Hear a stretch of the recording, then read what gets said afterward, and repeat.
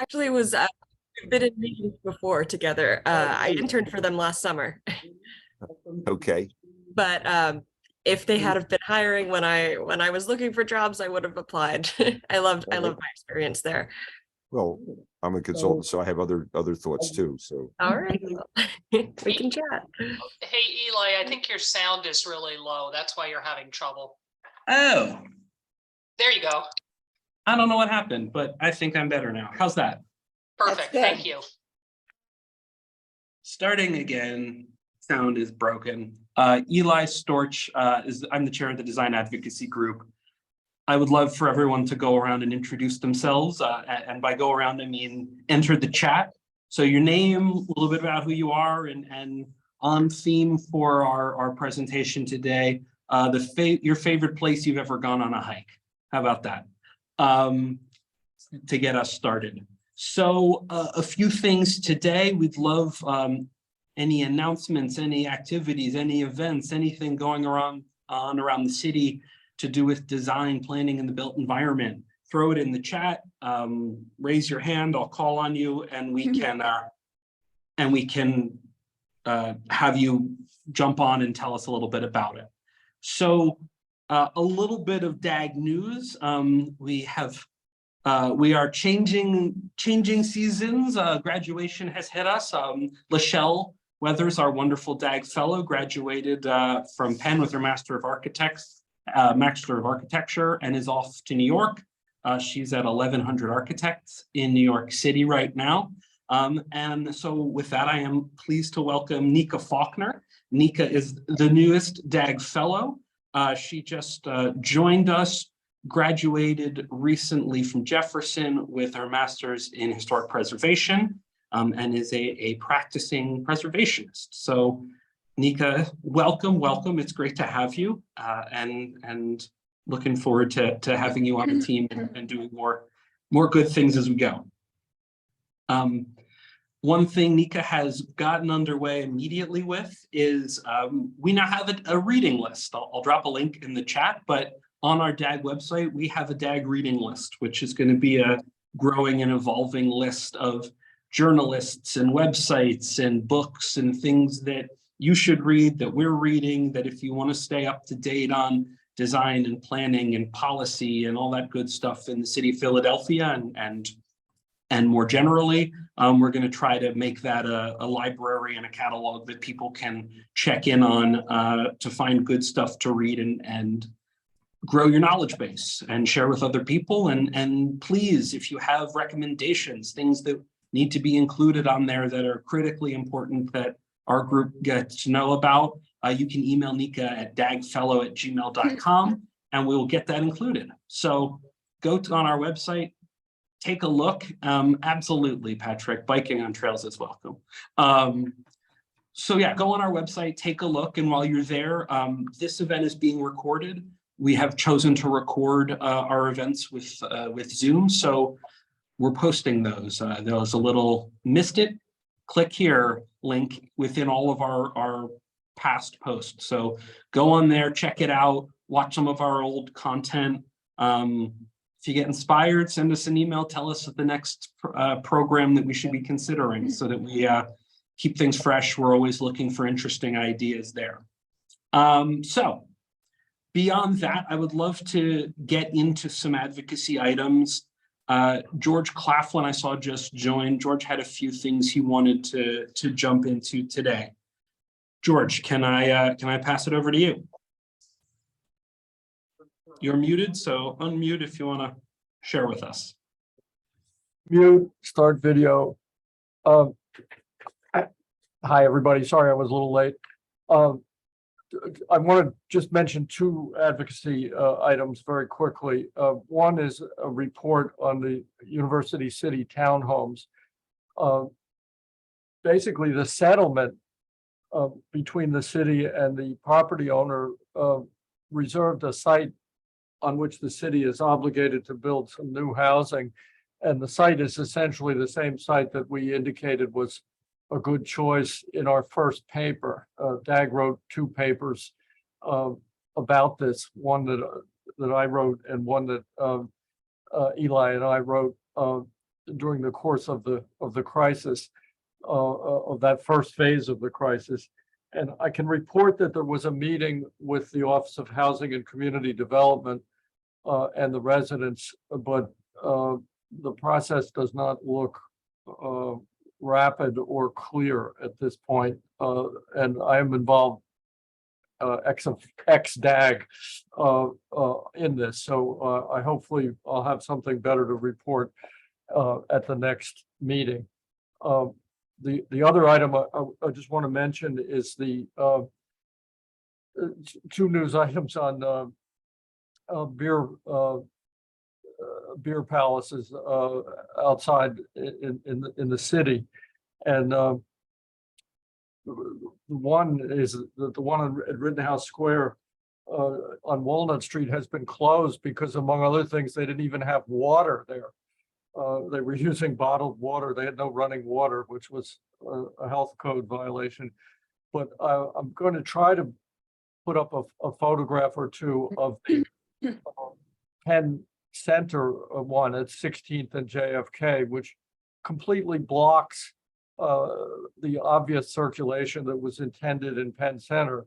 And this is a complex issue because, as we all agree, probably the Penn Center open space is hardly engaging or exciting before this blockage occurred. But the project is very ad hoc and indicates that we need to address what happens at Penn Center. The combination of Penn Center plus the concourse below is a huge issue that will not go away. So I'm going to try to get a couple of photographs up and then I'll be done. Let me just get to those photographs just 1 second here.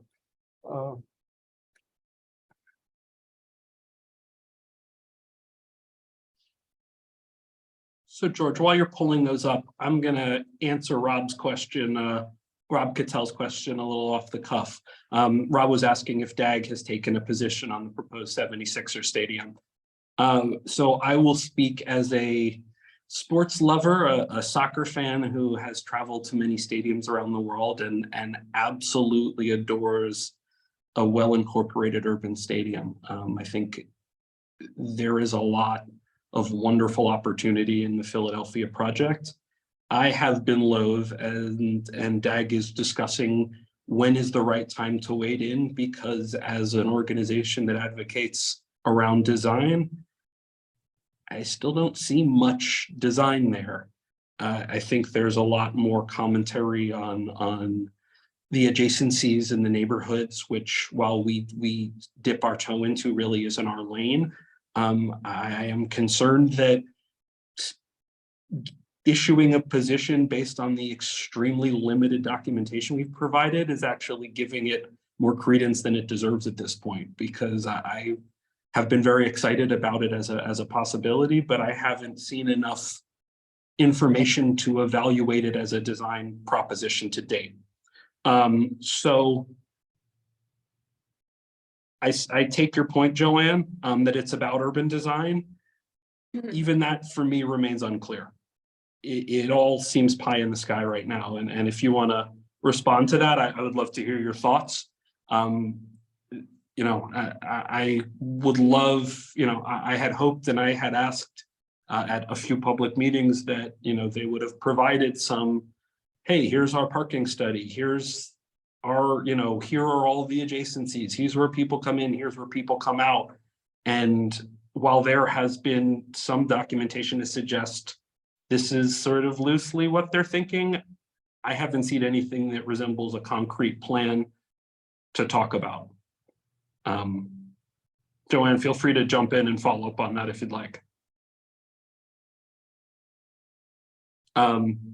So I agree that's a comment we could make, and we are talking about it. We have a steering committee meeting this afternoon where it will be a subject of conversation.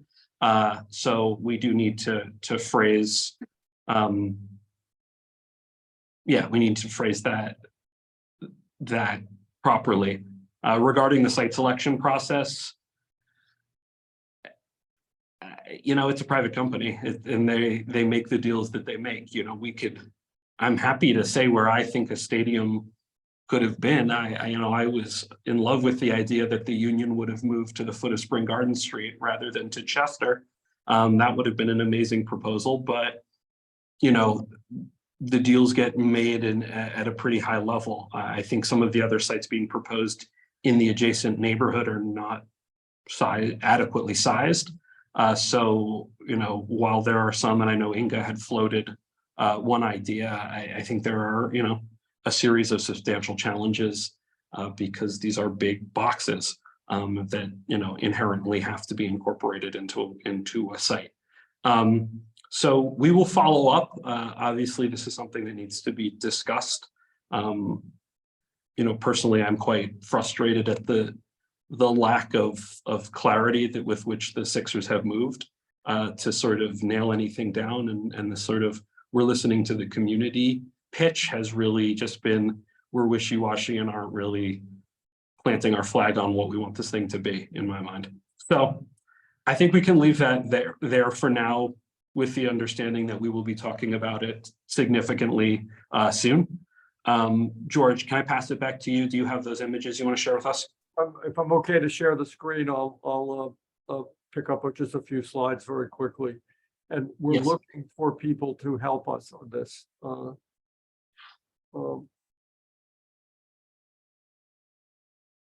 Is that showing on the screen? Yep, we got it. Yes. It is. Okay, good. This is 3 Penn Centers on the left. That's the entrance to Temple Center City, and 2 Penn Centers on the right. And you can see that basically the pedestrian walk towards the west is completely blocked. And I'm just going to go to a couple other slides on this. Let's see, is that showing as well? No, we're still seeing It's the same slide. same slide. Slide, okay, I didn't, I've got to pick it, I'm sorry. Just if folks are not familiar with it, everything beyond the bicycle racks has been fenced in as the beer garden. And it is impossible to circulate around the building on the right-hand side building because of this. Right, I'm sorry, I've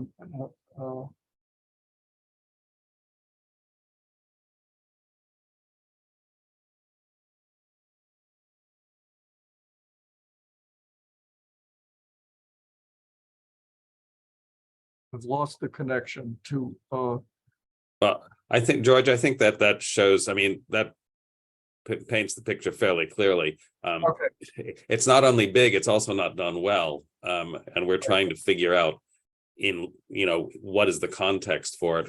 Whose plan is it?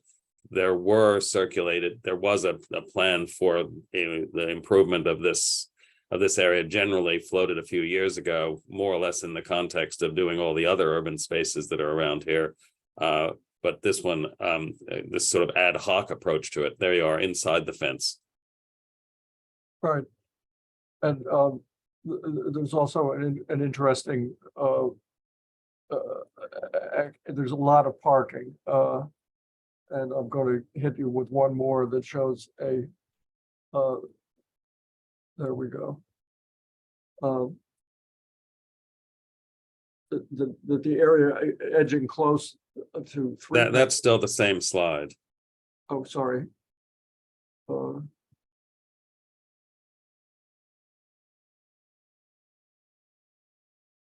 Now you're seeing it, the Volkswagen bus?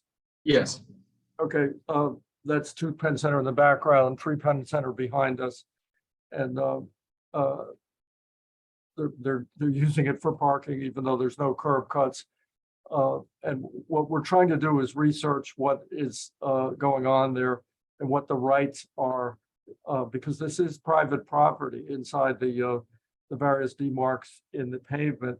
But it was originally created, of course, through urban renewal. So we have, it's complex, and we've reached out to Paul Levy.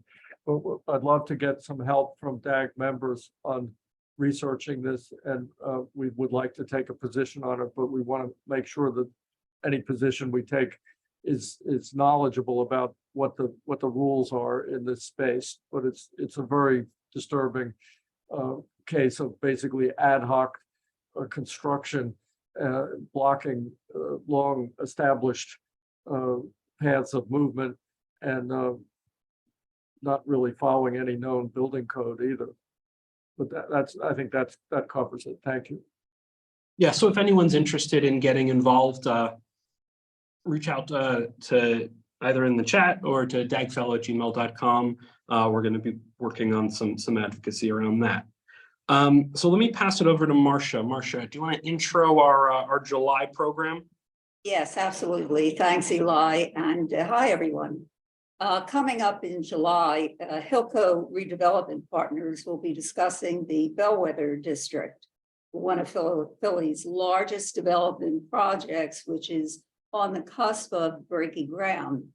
The site spans 1,300 acres along the Schuylkill River, and it's slated to take 10 to 15 years to complete. Hilco has already removed 90% of the old refinery, a massive environmental cleanup at the site. So join us on July 13th at 10 a.m. for an update on this first phase. Thanks, Eli. Thank you. So why don't we dive right into it? I think I see that I think we're in a good place here. So let me pass it over. And before I do, there will be Q&A. Get your questions in the chat. We'll make sure they all get covered. If you have any technical issues, feel free to message me. Feel free to message Nico. We'll help you as best we can. So Tavis Dockweiler, one of our wonderful steering committee members here at DAG. Will you take it away and introduce our speakers and our program for today? I will take it away. Hi, everyone. Thanks for coming out on, I think, is it Thursday? Yes. Yay. We are here to talk about the circuit rails, an active civic space. As you probably know, it comprises nearly 390 miles of multi-purpose trails linking communities throughout Southeast Pennsylvania and South New Jersey. It extends from Trenton to Wilmington and from Reading to the Pine Barrens. Our speakers, Bob Thomas and Patrick Starr, are going to talk to you about an overview of what exists, take a look back at how this was formed, and then brief us on hopes for the future. Your visions, dreams will be solicited as they try to create a dynamic civic space for active recreation, transportation, and community building. So let's talk about Patrick Starr. Patrick Starr is the Executive Vice President of the Pennsylvania Environmental Council. He leads the Southeast region, coordinating statewide initiatives, including planning and implementation of multi-use trails and water trails, promoting and implementing green stormwater infrastructure, coordinating education and outreach to community-based watershed organizations, and piloting a statewide outdoor towns initiative. Patrick's a busy guy. He serves on various task force and boards. He's the PA Vice Chair of the Circuit Coalition and convener of the Philly Upstream Suburban Watershed Cluster. And he's chair of the Board of Pennsylvania Organizations for Watersheds and Rivers. Patrick, throughout his career, has given freely of his time to many organizations to help further their environmental goals. And I think it's very notable that he was an integral part of Mayor Nutter's Sustainability Advisory Board and a co-founder of the Delaware Valley Smart Growth Alliance and a chair of the Delaware Valley Regional Planning Commission, the Regional Citizens Committee. Patrick, you have an eye for environmental changes, large and small. We first met in 2008 when you had a vision to transform stormwater through sustainable basins. And thank you for your tireless work. We're grateful to have you on the side of the environment. Patrick is joined by, you're welcome. Woo! Patrick is joined by Robert Thomas, by Bob Thomas. Bob, you and I met around 1995 when you rolled into Andropogon on your folding bike to talk about connections. Bob is, and I'm sure you all know both Bob and Patrick, but Bob is a founding partner of Campbell Thomas. His firm's over 47 years old, and they just have a stellar reputation reputation in historic preservation, energy conscious design, community development, greenways, accessible design, and appropriate technology. His portfolio includes architecture and planning and solar and bike and public projects with agencies like Fairmount Park, Pennsylvania DOT, Montgomery County Planning Commission. And I think it's important to note that he's an expert in handicap accessibility. He's really insured a wide variety of clients to make sure that their structures are friendly to people of all ages and abilities. I'm sure you know some of them, like the American Swedish Museum and the Lower Merion Affordable Housing for the Elderly in Bala-Cynwyd. I'm also sure you know that he was chair of the architectural committee of the Philadelphia Historic Commission. And what you may not know is that his work with the City of Philadelphia's Accessibility Advisory Board resulted in a Presidential Access Award. Bob's an expert in delivering stakeholder consensus, and that means his projects connect people, they change lives, and they just generally make places great. Patrick and Bob, you've been so steadfast in your commitment to protecting people and planet. We're thankful to have you guiding us toward a sustainable, safe, and accessible future. Raise your hand, shake them up, and welcome. Put out some fun emojis for Bob and Patrick. Welcome. Thank you. Yeah, thank you very much. It's always difficult to be introduced like that. Thank you, though. Yeah, I know. You want it for so many years, then it comes and you go, oh, crap. Well, Bob and I are going to share this. I'm going to launch ahead and just say thank you to the committee, Marcia, the program committee, Tavis, for introducing us, and Eli. And of course, there are many old friends on this call, and I have participated myself in DAG over the years, I guess mostly pre-pandemic. Bob, did you want to say anything? No, let's dig into the circuit. Well, Sure. Okay, but let me just do, there. I feel like I want to say one thing, Bob, which is we have some of the leaders of circuit trails on this call. John Randolph is on this call. Sarah Clark Stewart, who's the chair of the Circuit Trails Coalition, and we're not going to focus a lot on the structure of the coalition. We're going to talk about the thing, the physical thing. And then colleagues like Patrick Monahan. And of course, I just need to mention Zhenya Naliweko, who's one of my staff, who really put this together. And if you can imagine, Z herded Bob Thomas and me to put this presentation together. That is no easy task. So he has amazing skills and patience. And so we may be calling on him as he progresses our slides. Do you want to start sharing?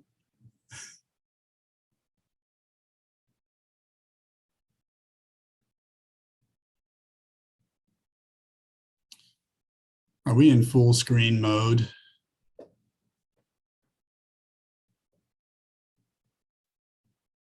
This group is very design oriented. All right. So we want to make sure. Can everyone? Yeah. Sorry. Can everyone see that? Mm-hmm. Good. Okay. One thing I wanted, why don't we just move on to the next slide? I'm hoping that today we'll share with you the challenges around creating a physical infrastructure that I think is also a gathering place and makes such critical connections in our region.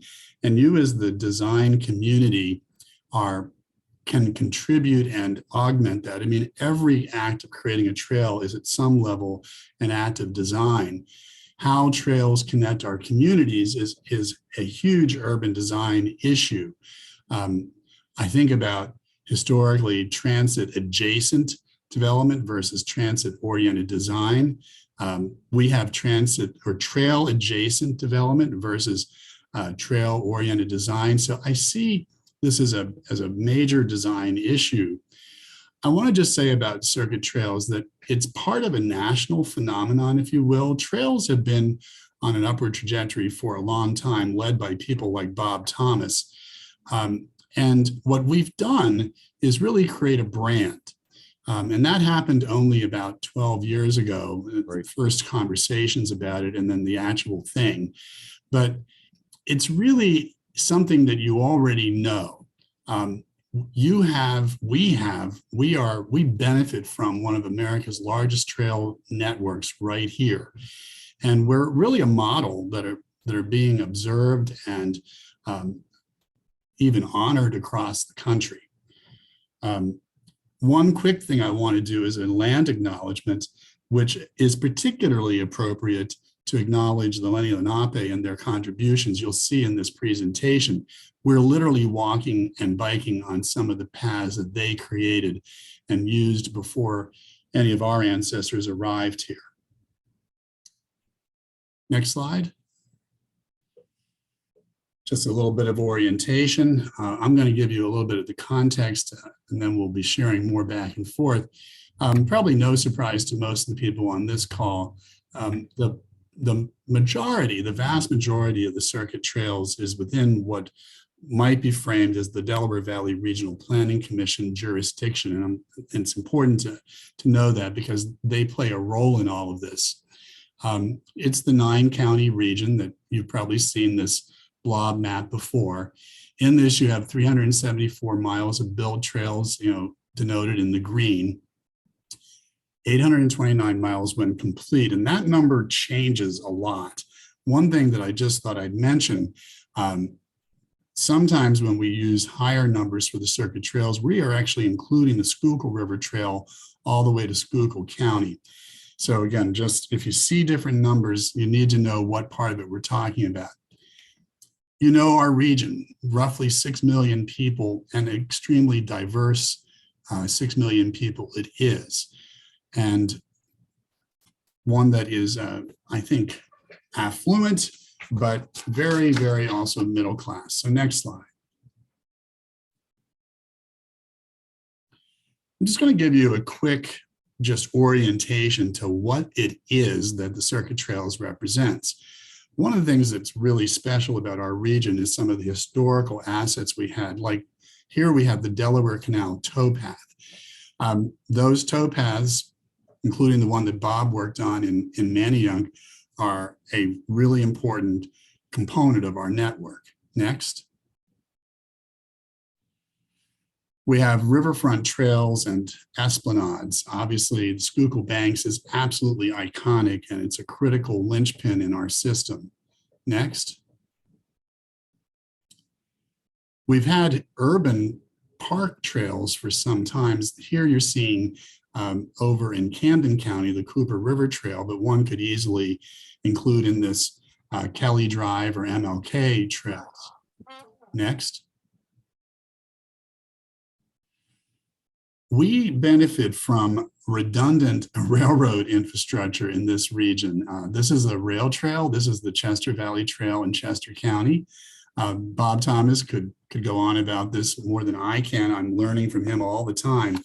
But when you had Pennsylvania, Reading competing with each other and other railroads in this region, we've ended up with an enormous amount of redundant rail right-of-way that is an opportunity.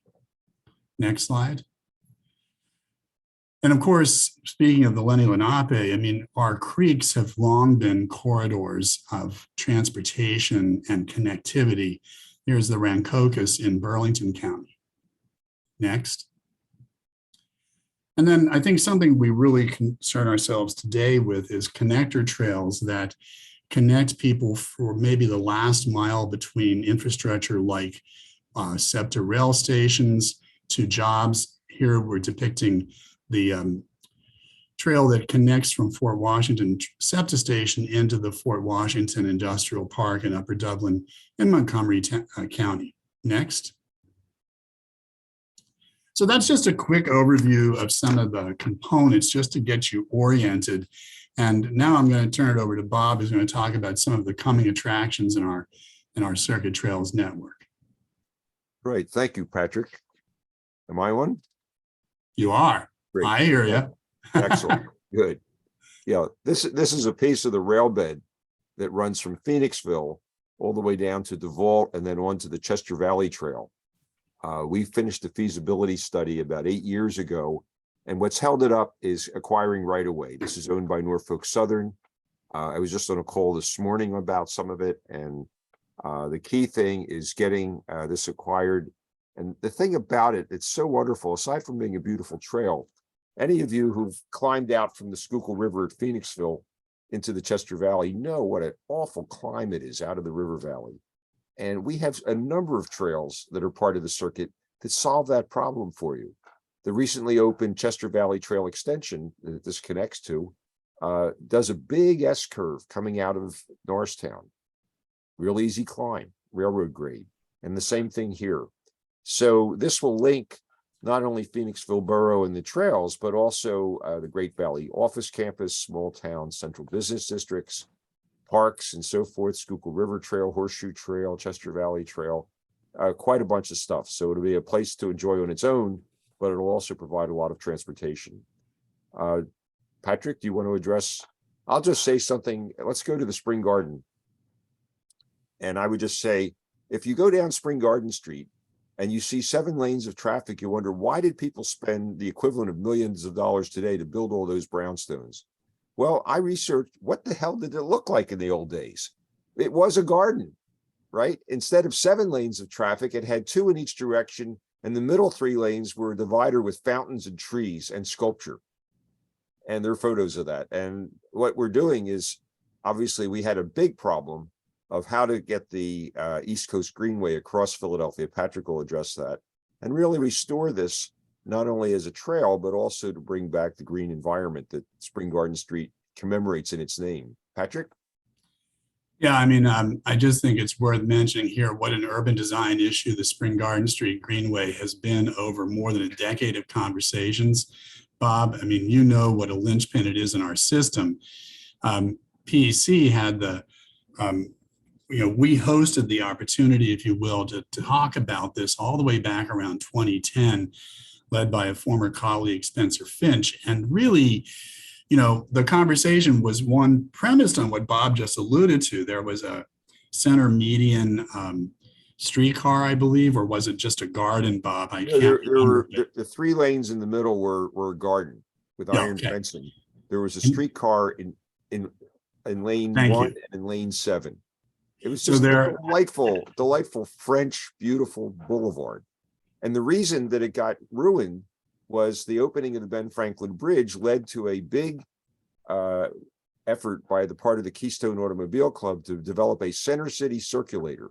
So they saw, if we sawed all the trees down, bulldozed the fountains, and paved over the thing, then we would get a car boulevard. And they did the same thing with Washington Avenue. So that's where it is. Of course, that's really been replaced by the Vine Street Expressway. So we thought, Vine Street Expressway has been pretty successful. It's time to really bring this back. And the other key thing is needing a way of getting the East Coast Greenway across Center City. We could explain the geography on a map, but that's what this will do. Yeah, let me just add that we're back to a side path kind of complete street for Spring Garden Street. And just FYI, literally we are awaiting the announcement of who the design team will be. It's something like a $4 million plus engineering design contract. The RFP was issued months ago, and so we're waiting for the design to move forward. And I'm glad to report to all of you that this significant project, roughly $50 million of construction, in large part is already on the DVRPC tip, meaning the city has made it a real priority for construction as well. This is clearly more than just a trail, but it gives you a sense of some of the intersections of the trail network with our communities. Next slide.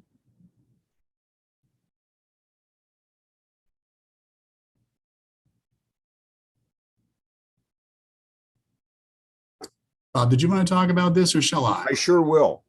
Yeah, one of the things about the circuit, just like the highway network within Philadelphia, it doesn't end at the end of our metropolitan area.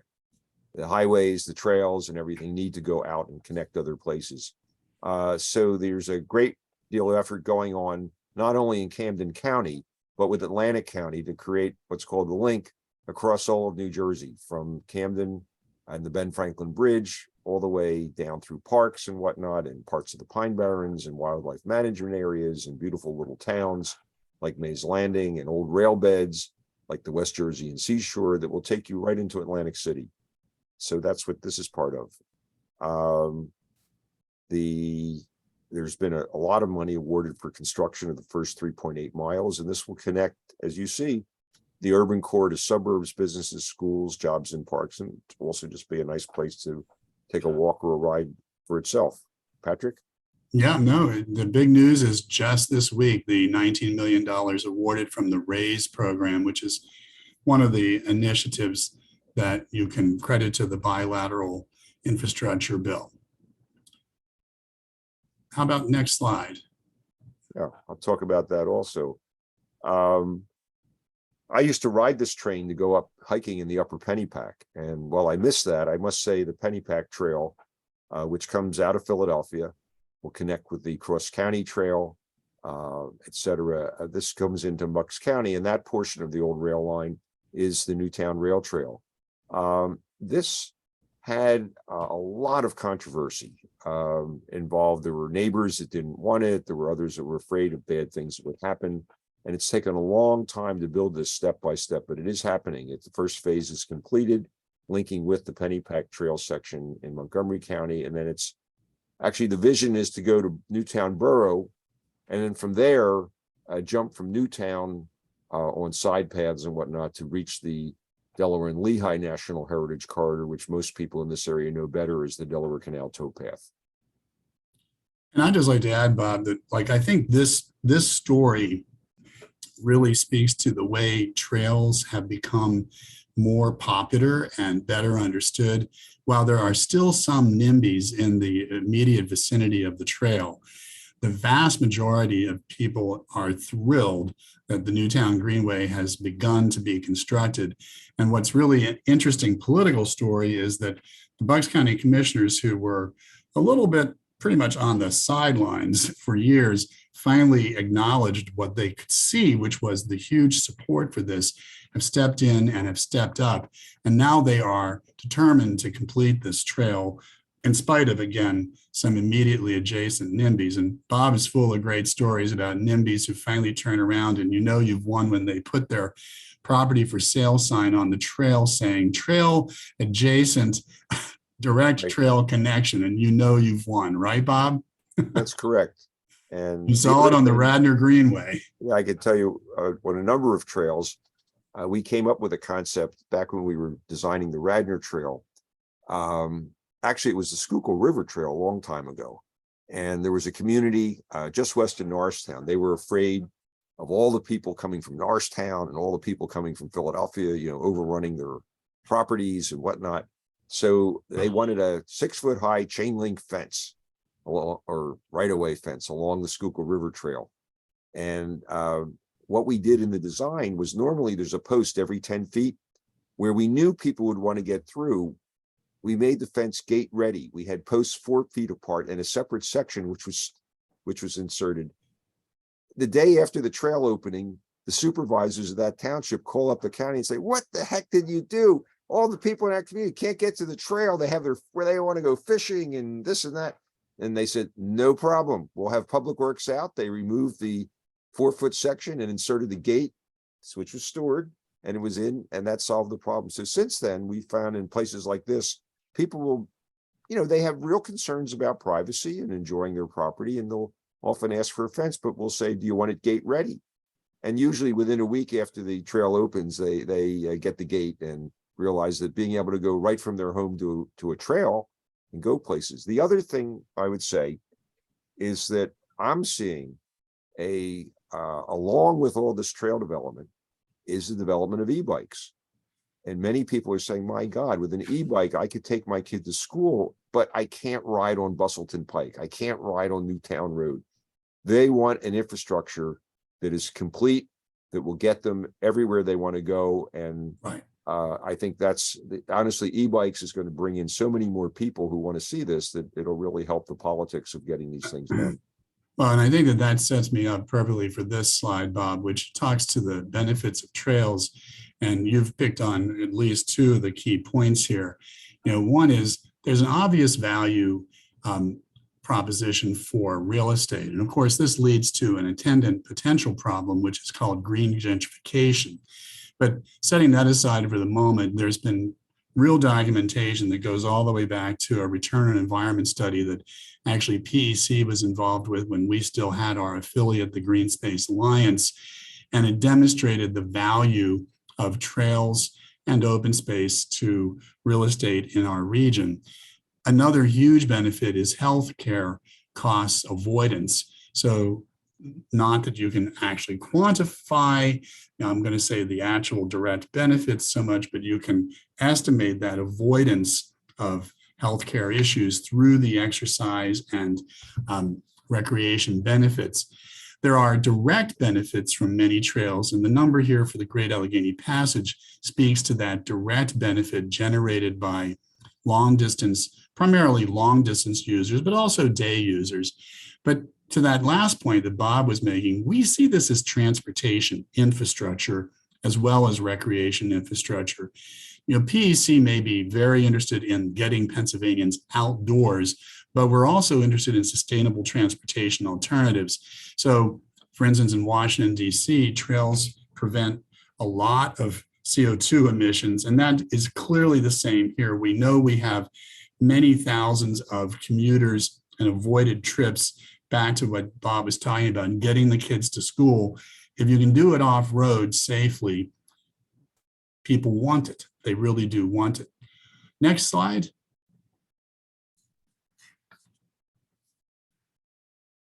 And I think, Bob, you were going to say I'll a bit address about this too. This just illustrates what Patrick and I have been saying, that many of the trails actually are much longer than just in the Philadelphia and the surrounding counties. The Delaware and Lehigh National Heritage Corridor goes all the way to Wilkes-Barre. Large portions of it are done. Some of you may be more familiar with it if you've been up to Jim Thorpe or Allentown, Bethlehem, Easton along the canal. It's there, and you can see it going all the way out. The Schuylkill River Trail actually continues far beyond Reading into further north in Berks County and Schuylkill County. The Schuylkill to Susquehanna Greenway, which was recently designated in 2021, is a trail that goes from the state capital of Harrisburg to the Independence Hall in Philadelphia. How does it do that? Well, it crosses Philadelphia on some quiet streets, takes the Schuylkill River Trail to Norristown. Actually, could I point? There you go. Let's see if we can make that work. Okay, so here's Philly, right? And we're looking at, walking out Independence Hall, going through the garden back to Washington Square. Locust and Spruce make a nice pair for bicycling. Spruce has bike lanes. Then you get to Schuylkill River Trail, which takes you all the way to Norristown, to the new Trail Junction Center right there at DeKalb Street, and you get on the Chester Valley Trail. This just opened in March, and go all the way out. And Chester County, excuse me, is working on completing it from Downingtown all the way to Atglen. And then you go across Lancaster County. This is all complete. The Enola low grade line. All the way up here, you have the Northwest Lancaster County Trail, and then finally the Harrisburg Greenbelt, which will take you right to the Capitol. So it's amazing the connections are being made, and not everybody's going to bicycle to Harrisburg every day, but it's just like not everybody drives I-95 to Florida and Key West every day. It's how it works as a continuous mode of transportation and pleasure. Well, and Bob, if I might, I'd just like to add that this, Tavis had mentioned in my introduction that I created a resource website about outdoor towns. One of PEC's broader interests, out more so beyond the immediate metropolitan area, is that these trails can be small town economic development tools, hence the idea outdoor towns as gateways.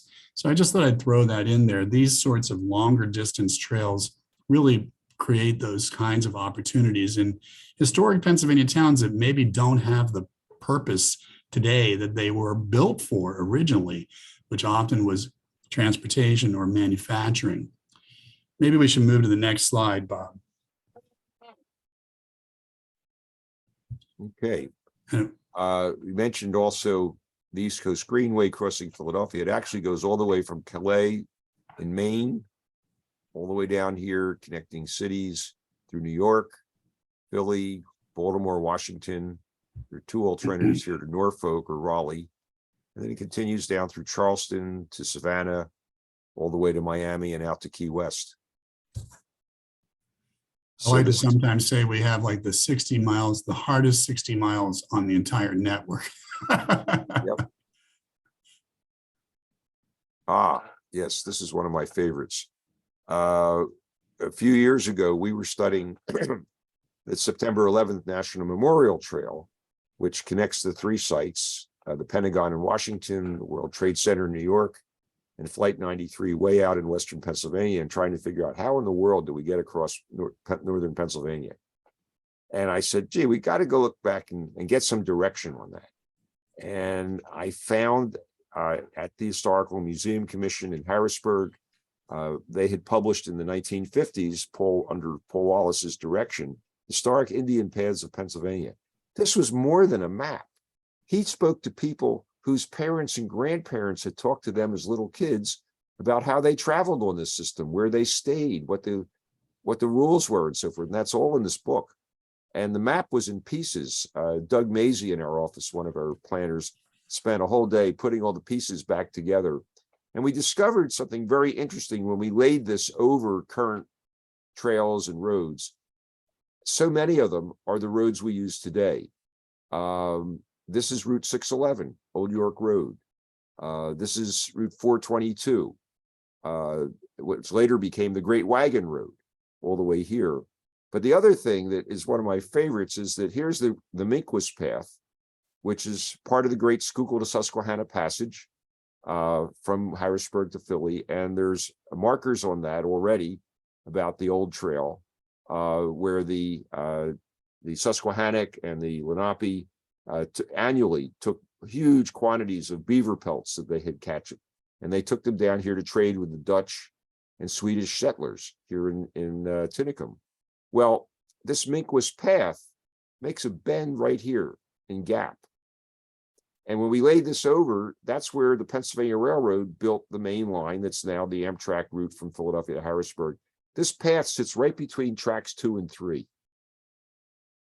And I was on the train last month going out to Huntington, and I asked the person who was in the cafe car, I said, do you know there's a big turn at Gap? Oh yeah, every time the train lurches and goes through the Gap.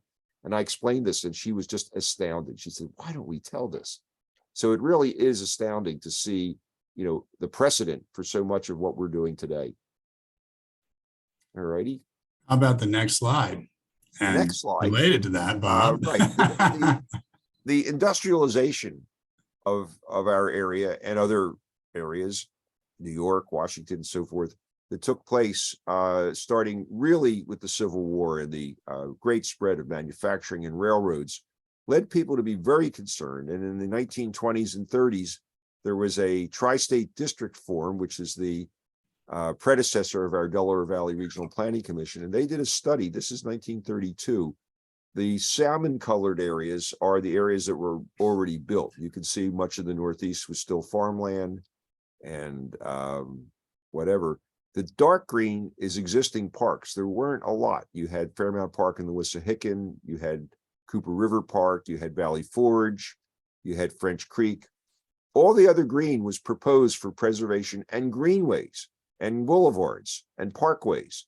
So what a, this is 90 years ago. All this was already being thought of, and it's been an inspiration to us. Interestingly enough, what's interesting is what's not on this map. There's no greenway shown in the lower Schuylkill. And I know John Randolph is on this DAG meeting, and great credit to him and all the others who've worked really hard to tell people about, the tidal Schuylkill, and not only saving that, as one of the old books talks about, but also really turning this into a park connecting Bartram's and other places, which is also really important in reaching all kinds of neighborhoods like Southwest Philly and South Philly, not just Center City and others like that. Yeah, they clearly couldn't see the post-industrial situation that we inherited, because the same is true of the Delaware River, which we now want to connect. Up here, sure. And Frankfurt, same thing. Yeah. The park came only to Juniata Park. It didn't go to the river because this was intensively used for industry. How about we move to the next slide and continue on? So we want to just walk you through quickly some of the, again, I call it the prequel in a way. You've seen all the prior thought, but now here's what actually got us trails. Bob can speak to this a bit, but there were some early precursor trails that happened by the 80s and were already in development. And one of the things that happened, let's go to the next slide if you don't mind, because I want to try to pick up the pace just a little bit.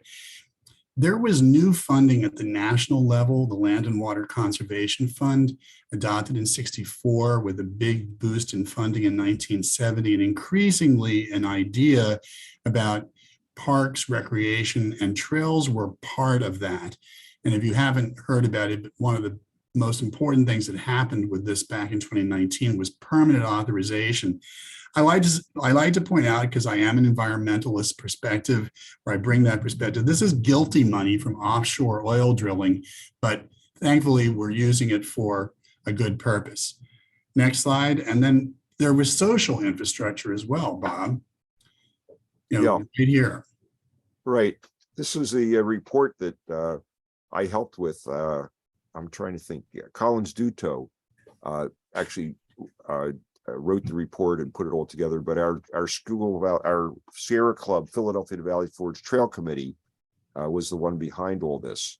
What it was the early 70s. I was just back from serving in the Peace Corps. I decided to get involved with the Sierra Club.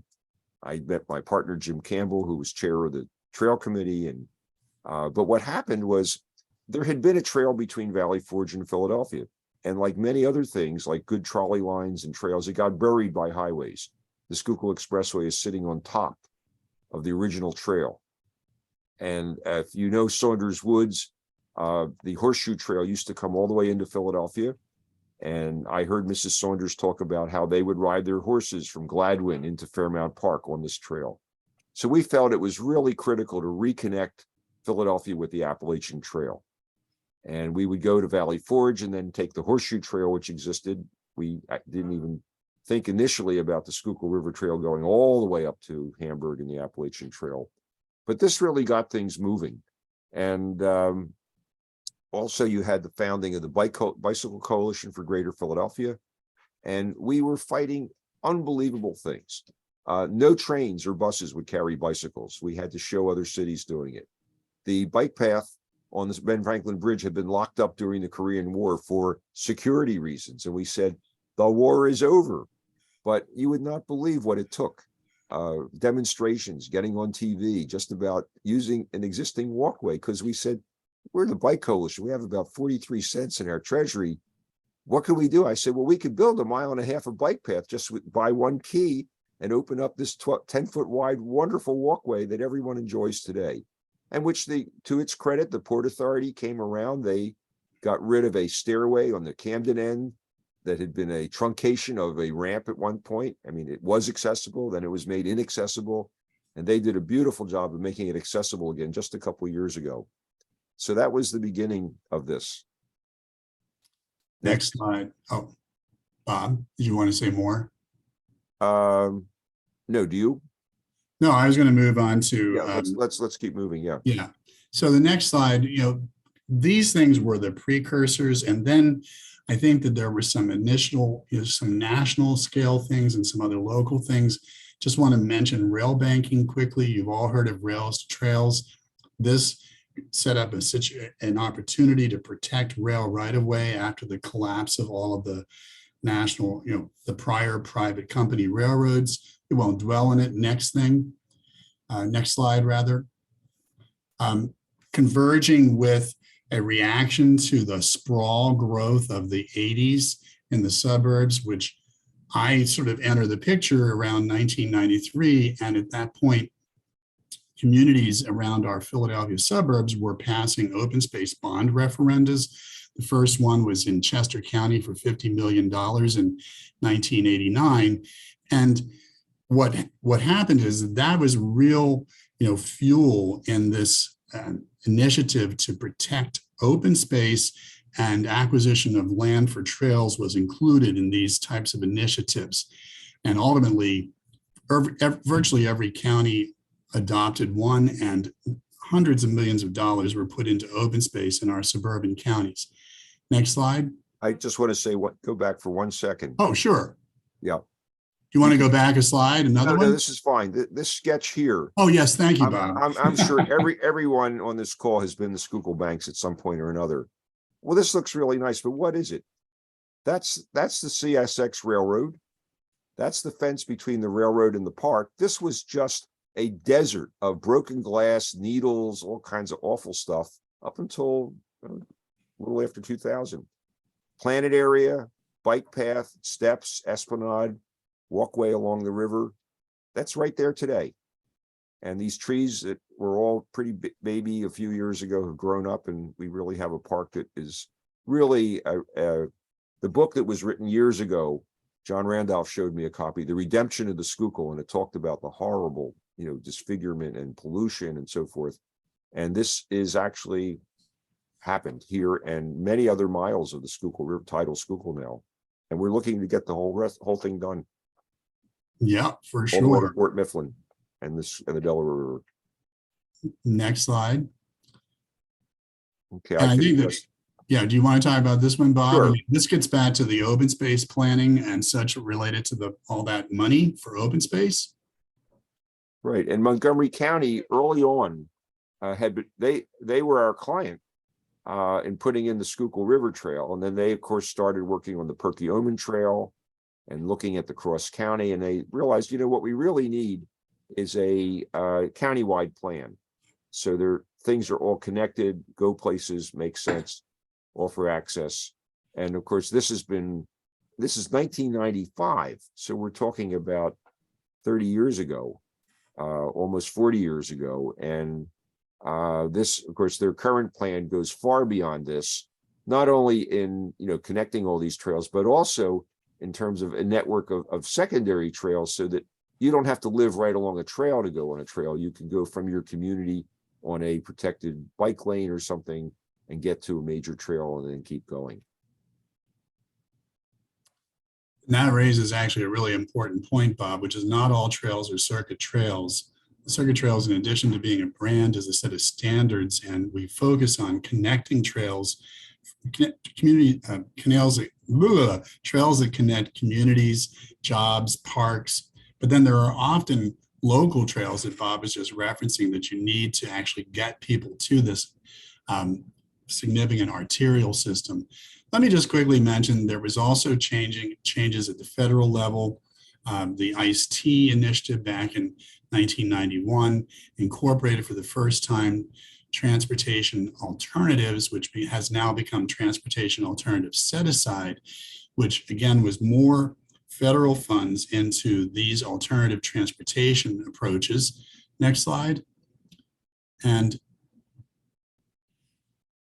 at the state level, and again, this is something I remember when I walked into PEC in 1992, I was asked to get involved with an initiative where we were having a statewide bond referendum called Key 93, and it was funding for, again, open space protection and trails across the Commonwealth. And that passed, and a program called the C2P2 program, Community Conservation Partnership, was created. And that was pivotal for a lot of this trail work, because one thing that it did was to fund nonprofits who could get a feasibility plan. Bob did many of those feasibility plans all across the Commonwealth. And as I always like to say, once you've got a plan in your hand, you no longer are the crazy crank. You've actually, now you're like official. I've got a plan with a DCNR logo on it. You're legit. And then lots of things start to happen. Bob, do you want to talk about this? Sure. This is Schuylkill Banks 20 years ago. I don't see the date on this, but on the photo, but it was a mess. And there was a signal box there. They said could never be moved, and it had a lot of wires in it. And my old uncle Saul, who emigrated from the Ukraine, he said to me, he was a roofer at age 14, and his last job was working on something really difficult. And they said, "Oh, Mr. Thomas, we don't think it can be repaired." And he said, "If it was made by men, it can be fixed by men." And sure enough, people figured out how to move the signal box and rewire it. And then, of course, with the bank this is now Schuylkill Banks with trees and people and life, and it required bulkheading. So that's what you see going on here, so that the banks wouldn't just slide off into the river. In the distance, you can see the Pennsylvania Railroad Bridge and the Pico Tower that was there. Yep. Okay, very good. Next. Yeah, I mean, and this was 1997, Bob, and there was, as I recall, federal funding involved, as well as certainly state dollars in that project. And what was also on the slide just to mention is around the same time, coming out of that energy for Schuylkill Banks was a new vision for the North Delaware Greenway, which Peck was involved with, where I really cut my teeth. And the virtual background behind me is one of the first sections of trail that opened there, called the K&T at Lardner's Point Park, a new city park created as part of that. And then the Central Delaware visioning process started very shortly after that. And of course, by this point, we're getting significant private philanthropy, William Penn Foundation dollars making this happen. And here are some of the leaders in some of those processes. Thank you, Sarah. I wanted to say Transportation Enhancement Grant, which is exactly what I was referring to. Again, that ICE-T funding made John Randolph's project more possible. Next slide. And next slide. So that brings us to kind of where very close now to where we are, and we're getting to the end of our story here to open it up for discussion. Some more slides here, but we as a group, and I mean we meaning the Bicycle Coalition of Greater Philadelphia, PEC, and a bunch of other trail sponsors around the region, submitted a Tiger grant back in 2010. It was a response to the Great Recession, and we called it the Great Network. It was the first time that anybody created an actual image of connected trails in our region. And this was included as part of the application, what you're seeing. And you can clearly see it's not as extensive as what the circuit trails came to be, but has the entire East Coast Greenway, Schuylkill River Trail, Cooper River Trail, among others. Next slide. Shortly thereafter, we actually announced the establishment of the circuit trails. We were able to get our circuit trails vision incorporated into the Delaware Valley Regional Planning Commission long range plan. And with William Penn Foundation sponsorship, really, we created the brand.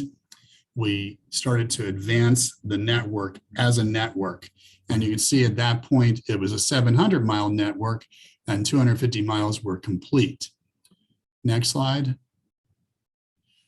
I think we learned quickly that just because you build it doesn't mean people are going to come. And we started to see some of the inequities in what we were doing. We started thinking about how to include community in the planning work. So this was not a top-down, central planner idea, which it never was, but it could have that effect. And then we really started to learn after the murder of George Floyd to recognize and embrace that we didn't know a lot of things about our users. We knew that our users didn't reflect the diversity of our community. So we brought in Opinion Works with the help of William Penn Foundation once again to create an equity of access to trails report. And I'll go into the subsequent reports there later. Yeah, Next some slide. of the other things with equitable access. We have a robust bike share program here in Philadelphia. And what I appreciated was when the first pods were put out, they stretched up into North Philadelphia, out into West Philadelphia. And a lot of people were surprised at the intense amount of use. Because part of the issue is, while on the one hand, improving a community with a trail and cleaning things up leads to a tremendous amount of development. People want to stay there. They want to build there. Manioc is an example. It was abandoned when we started the Schuylkill River Trail. And so that is a matter of concern. At the same time, if you have a full network that we're looking at, you have a really affordable option for transportation. I have never purchased an automobile.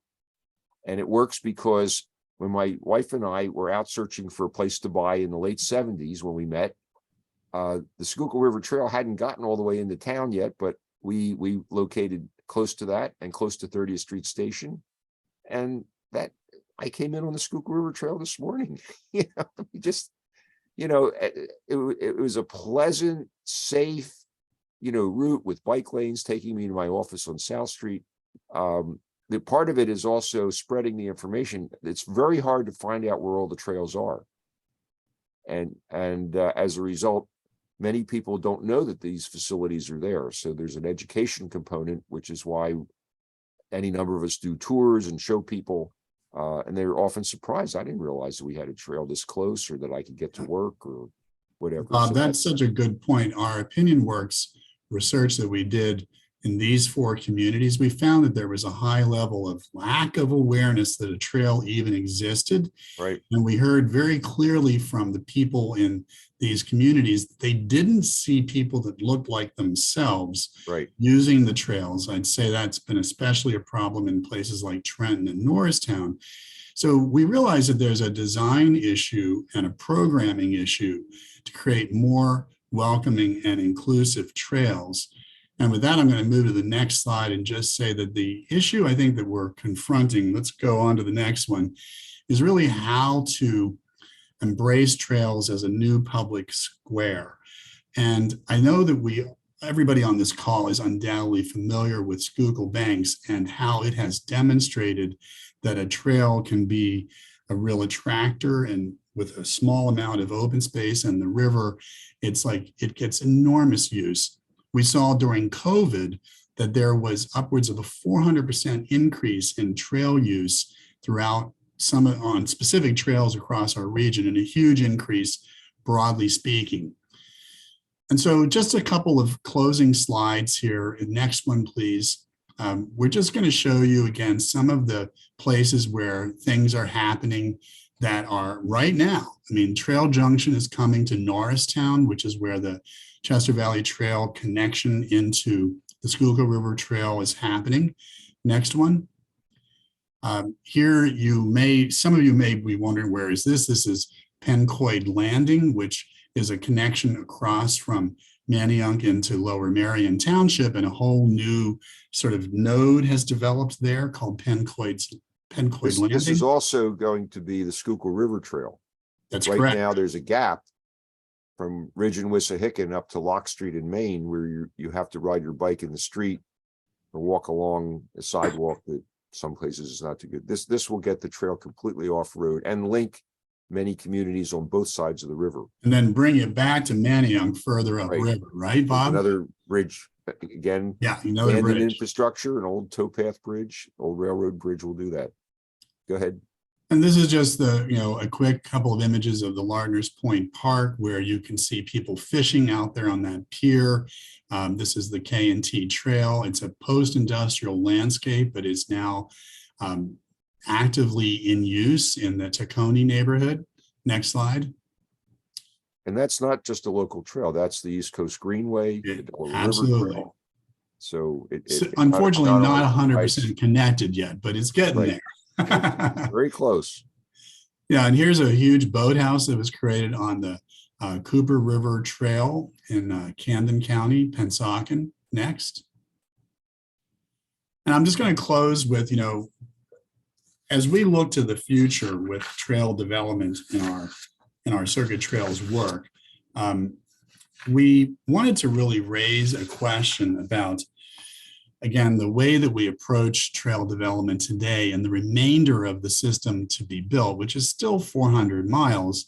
And so PEC really took the lead here to look at where would be the next and most impactful trail projects for us to tackle to try to steer us away from, next slide, Z, from the low-hanging fruit approach, which is great, but we know steers us towards higher capacity communities, easier projects, places where the money already exists. And when we ran all those numbers, what was really interesting is that a project that was pretty much not on anybody's radar came up as like the most impactful trail that had not been designed or really developed at all. And it's a connection from Norristown at the bottom of your slide to Lansdale that we call the Liberty Bell Trail.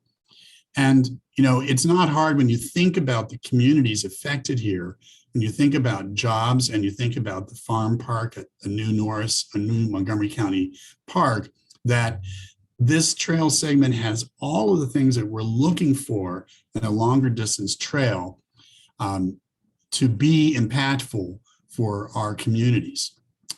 Next slide. And lastly, I'll leave you, a big issue we have is uneven maintenance on trail networks. Right now, trail maintenance is scattered amongst all of our counties, municipalities. Many trails aren't getting adequately maintained at all, and some are reaching the end of their useful lives. Bob, do you want to comment on that, or shall we move on and wrap up? No, just it's very important.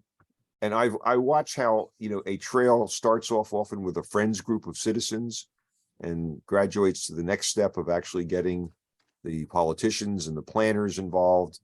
And what's important is not only getting the right of way, getting it built, but making sure that there's a plan both for maintenance, operation, and also involving people, letting people know the trails there.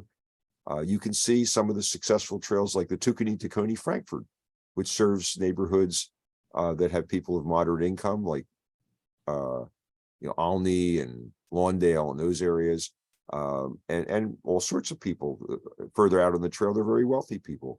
But the important thing is that Julie Slavitt and her group have done picnics, they've done dinners, because people said, we don't go to the park, it's not safe.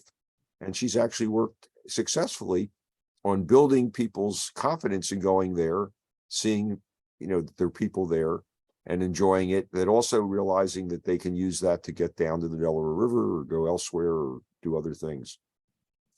And absolutely following Julie's model, we've created a Circuit Trails community programming initiative. Again, William Penn Foundation dollars, but basically creating activity nodes on trails. You can see here part of the DNR in Trenton, where there was an event painting the mural in the lower left. Here you can see a bike rodeo that was held in Chester City. So I think that we've again embraced that not everybody feels equally welcome. And I see that as a design issue and a programming issue. I think we have one last slide, which is just to invite you to come out with Bob on a walk and then visit the Circuit Trails. Yeah, we'll be doing this in September after the Labor Day holiday. So you can watch for this at DAG, and other groups will be sponsoring it. And we'll be, it'll all be accessible by public transit. We'll actually be doing part of it by riding a streetcar, and understanding how that led to the development of the area, but also walking on several circuit trails that connect Bartram's Garden, Mount Moriah Cemetery, and other places as well. So we'll invite you to come out on that. Thank you so much, not only for briefing us on the history, but really talking a little bit about where we're going. I think it's important, particularly to our group, to begin to understand the things that we can do to help us get where we want to go. And we have a bunch of questions in the chat, which I'm going to deliver to you. But I wanted to start the Q&A with the question of trails as public space. And, when I think of trails, I think of connection and pilgrimage and place. But given our discussion as we prepped for this, we talked about user groups saying sometimes, the trails are boring, right? We want to create public spaces. And I know there's friction and resistance because lots of times entities that are creating trails want to keep them, really simple because they don't have maintenance budgets. And Bob talked a little bit about that. So I think this idea of, I guess the question is, how can we help in making that engagement to make great public spaces that occur as jewels along these trails? Yeah, sometimes some of the jewels are already there. Sure. As an example, the Wayne Arts Center, which provides classes and inspiration for hundreds of people a year. When we went out on the Radnor Trail and went and visited them and said, well, how do you like the idea of the trail? The executive director said, oh, it's great. This will be wonderful. You know, people will be able to come here for programs and all kinds of stuff. Let me talk to my board. She got back, said the board voted completely against it. They don't want a trail. They want a 10-foot high fence. You know, there was real. So again, gate ready, you know, we did the fence, and 2 days after the trail opened, there was already a bulletin board of all the classes and other things they were offering, and everybody forgot about the fence. So one of the things that trails do is they often link together sites that are already great resources to the community. For example, Bartram's Garden. People always say to me, what a wonderful place, but it's so isolated. You got to go down and turn all these different left and right turn and down this crummy street and, you know, past vacant buildings and all that. When the Schuylkill River Trail already goes through Bartram's Garden, when it's connected with the bridge, there was an article 2 days ago in the paper, that bridge will open next year. Then people who live in Southwest Philly will be connected to all the Fairmount Park system. So that's a really important aspect of this. So sometimes the trails already have things. The trail that's being developed along the Delaware River, the different parks that are there, Pulaski Park, Lardner's Point, others. They're isolated parks that are becoming just jewels along this, you know, greenway, green band. I think that that's all true. And I do also think that creating a sense of place is what Yep. designers can contribute. Trails can be throughputs and not a place to gather. So I think Bartram's Garden, again, I'll use Bob's example. You know, recently a plaza was created at, I believe it's 56th Street, or is it 58th Street? I get the number wrong sometimes. But Yes. which was it? 56th. Thank you. You know, but it but runs like, down to 58th and 63rd. there you go. All right. So the point is, and it created an actual destination and a place to kind of hang out and be. What I think we heard in our Opinion Works focus groups and trail intercept surveys was that people are looking for a place to be. I think in white upper middle class society, riding your bicycle and running and walking, jogging, it's just exercise for the sake of exercise.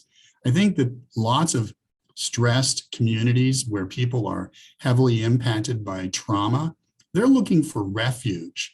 And we need to make trail destinations both refuges and places where people feel safe because they see other human beings that look like them. So I think that we have opportunities and challenges in accomplishing both I'll say transportation and active recreation and sense of place. How you can accomplish those together, Tavis, is the issue.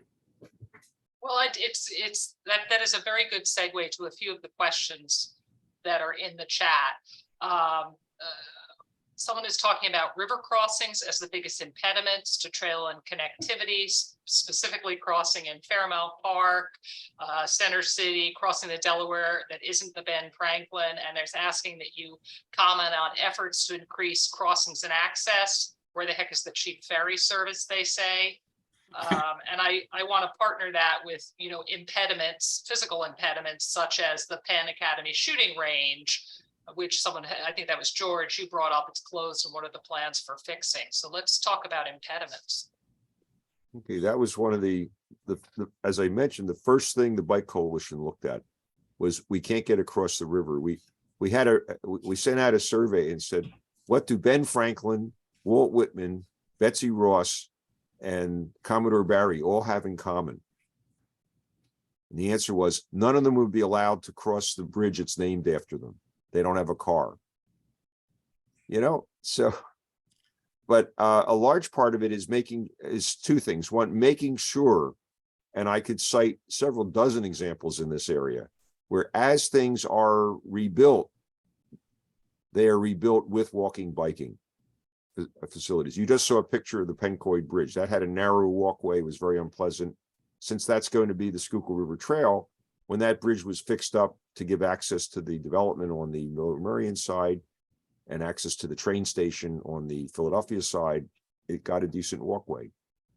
So the I-95 bridge, which is now I-295 at Scudder's Falls, There was a bridge that went from Yardley to Wilbertha and connected the canal trails on both sides.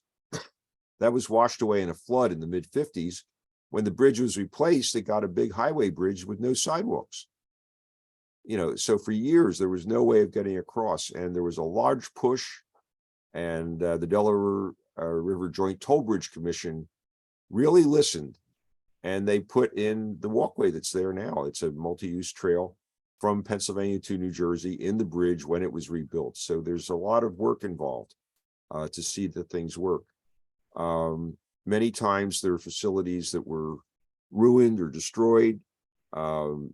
Even something like the fact you can't walk between the Penn Center buildings, you know, well, that has to get fixed. You know, people have been walking there for a long time. So the answer is yes. And the other thing is that it's expensive.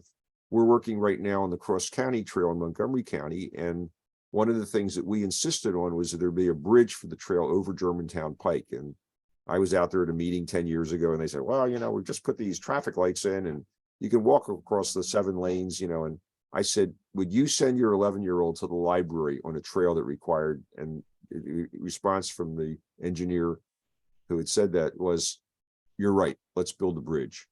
And it just got funded, but it took 10 years of lobbying. And it was when I showed Doug Mazie in our office the earmark, he said, well, Bob, you were right. I told you were crazy. You know, and John Randolph talks about that too. He always says when he went into meetings, he heard behind his back, there, here comes that guy talking about John's happy trails, you know, and of course now everybody's happy using them. So, and extending them. So, yes, it's a lot of infrastructure. I think also it's a symbiotic relationship. The more people that bicycle, the more bridges, the more people bicycle. And Bob, I'd like to point out that, again, building on things that you've said and to try to respond to Tavis, you know, when people think trails are cheap and easy, they forget about bridges. They also forget about public spaces. They forget about integrating them into the community. Sure, you can lay a mile of asphalt pretty fast and pretty inexpensively. But one of the things that I've explained to you is that we choose to follow the creeks and rivers in our region. And those are amenities, by the way. But that means that what Joe Siernick is building right now is another giant bridge. I mean, the Schuylkill Banks Boardwalk is a bridge. You know, that's why we were beat up in some quarters for, you know, like an $18 million, you know, half mile of trail. Are you kidding me? Well, it's not a half mile of trail. It's a half mile of bridge. And that is one of the things that is a constant issue, which is why we should receive federal infrastructure dollars. And my friend Sarah, I know, wants to add, and I'm going to say, we're working right now to get trails onto the DVRPC TIP, which is the Transportation Implementation Program for our region, for years of funding, not just the one-off grants from Transportation Alternatives or even CMAQ. We want big projects like the Chester Valley Trail to have 10 years on the tip from right-of-way acquisition, engineering and design to actual construction dollars, because these are important infrastructure. They have huge benefits. And again, they help us meet all sorts of important goals, such as reducing carbon emissions. So I think, you know, advocacy for treating them as public space is important, but I really want to make sure, because Sarah has so patiently had her hand up. I'd like to let you, please ask your question. We only have about, I think, 1 more minute. That's correct, Eli. We don't have much to, no, my clock is wrong. We have 5 more minutes, Sarah. Okay, just quickly, the Tacony Palmyra Bridge has bicycle access, and the Scudder's Fall Bridge, which just opened. And that wasn't just because they listened. We had to campaign for a long time for that. And so that was about the Delaware River. And I just want to echo what Patrick said. Everything is super expensive, and even ferry service is expensive. So we have to pick our battle. As advocates, we have to pick our battles. So I'll just stop there. Just let me say that to George, I do think that the question you had about the gun range and the piece of the Baxter Trail is slowly moving towards resolution. There was it was a really crazy situation where we spent a lot of money trying to address concerns. And then after the trail got built, there were new concerns, a new round of concerns were raised. And so that trail has become, folks, for those who don't know, this is on the North Delaware. It's referred to as the Baxter Trail. It's near our important Baxter intake, water intake for drinking water supply. And there's a bridge across the Pennypack Creek there, and it happens to be near the police gun range. So we thought we'd solve the problem. Turns out we hadn't solved the problem, but I do believe that that problem is in the process of being actually constructed and changed now. It's just been an ongoing battle, but it's going to happen. That trail will open. Yeah, there are other problems. The Manayunk Bridge, the big concrete multi-arch bridge, opened up, and then suddenly someone decided that, well, it should only be open from dawn to dusk. Well, a lot of people go to dinner like me, after dark, and they couldn't get home. And it took a whole bunch of years to get funding for lighting. And once the lighting went in, then everybody was pacified and the bridge is open now. But it takes a lot of planning and a lot of cooperation. And as Sarah said, if not for the Bike Coalition and all the other groups and all the other people who pounded away at these things to get them to listen, many of these things would never be solved. Well, Tavis and Eli and everybody, I want to thank you for the opportunity to share our story with you. And if you think trails are important, I hope you'll join with us in advocating for them. And certainly in the conduct of your work as designers, hopefully I've laid out to you sort of the issues we're facing, and we would embrace your participation in solving these problems. Thank you. Thank you very much. Thank you so much. Thank you so much. Thank you. Eli, there is one final Thank you. question. Will the recording be available to educate the community? Can you just talk about how people can get to the recording? Yes, so give me until Sunday, but I will be posting it. So if you go on our events page, this will now be an event in the past, and there'll be links in there that said "missed it?" ? Click here, and that will be a link to YouTube where we post all of our videos. One thing that is helpful for us and helpful for you is if you go on YouTube and follow the design advocacy group, you'll get a little notice that, hey, there's a new video. Of course, you'll all be here at all of our future meetings, but if perchance you were to miss one, that would let you know so you can watch the video. But yes, we'll have that up.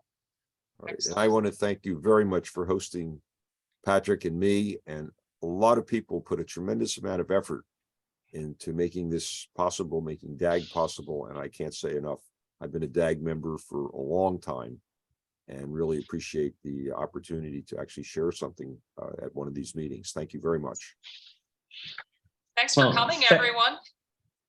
Yes, we will be back in July. That will be going up on our website very soon to talk about Hillco and the Bellwether District. So enjoy your Thursday and look for that link in the next couple of days. Welcome Nika to the DAG family here, and we will talk to everybody soon.